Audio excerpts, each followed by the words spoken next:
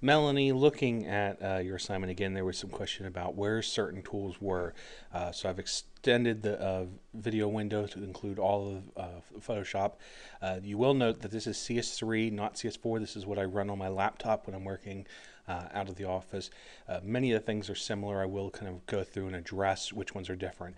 Your first question was where these extra tools were. So basically it is under extras, Control H, a shortcut for both CS4, CS3, and then which ones you want to show. So if you want to show the grid, the smart guides, any of these ones that you can go through available, those are the main ones we use, are the grid and smart guide if we're doing any of them.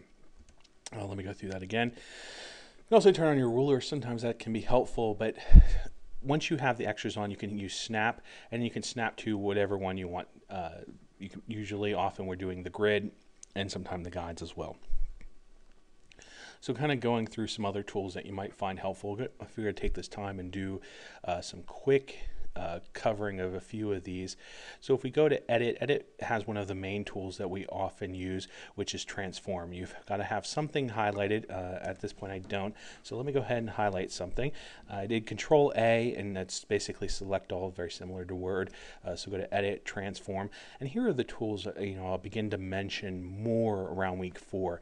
Rotate's fairly straightforward. What it does, skew just kind of tilts it. Distortion, perspective, and warp are all different changes. I believe there's an image included in the student lounge showing examples. Rotate can also be helpful, but you can also rotate your canvas if you don't want to just rotate a portion of the image. This is useful if you're rotating just a single object that you have selected. And of course, below out of your sight is flip horizontal and vertical, and you'll see me use those more and more as we go along in the class. Also under this is stroke. Not really an important one, but some people do like to use it at times, especially if they're working with a template and need to clear some things up. But the bottom of this, slightly out of your sight, is preferences. So we can go ahead and bring that up. And you can see here there's different things that you can change. The main one that we're really worried about here for our purposes is going to guides, grid slices. The grid, you can change it to whatever subdivisions you want. I have it set to 1/8 of an inch. You can set it to 1/4 of an inches, whatever you want. You don't have to keep it in inches if you want. You can keep it in pixels, which can be easier depending on what you're working with. It's very flexible, allows you to change the colors. Just click on the color, you can change it to whatever you want. This is just the settings I use. I feel they show up best on the video. You can also change other things such as the units and rulers. You can pretty much go through all these and just check them out for what you want. For your tips, if you prefer something that's more precise, you can change these. I use the larger icons because I feel they're better for the video, although they're not very convenient when you're doing the work yourself, unless you're unfamiliar with some of the tools. Let's go ahead and cancel that out. Don't want to make any changes. Of course, image size and canvas size we've talked about a little bit. Image size is a big one as we move on. Resolution should always be at 72. The max should be at this height and width, which you already have it at, so I think you're familiar with this portion of the course. Anytime you change the image size, so you need to make something bigger or larger, you could in essence change how the color works. This is covered in the color integrity video on the YouTube page. You feel free to check that out. It's pretty good information. Crop is useful anytime you select an area if you want to change a composition for some reason. For example, let's go ahead and take a look at this. Let's go ahead and change.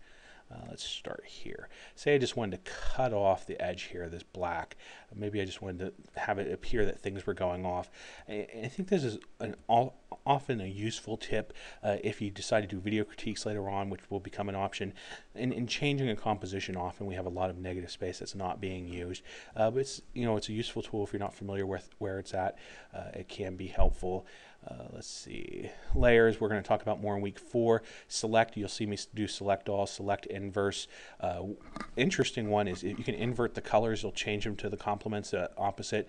Whites become black, blacks become white, greens turn magenta, 180-degree transition. It's kind of an interesting little tool if you're comparing colors later on. We'll talk about that more. Don't use filters much. I will talk about it a little bit in the final week, and especially in how they can affect colors.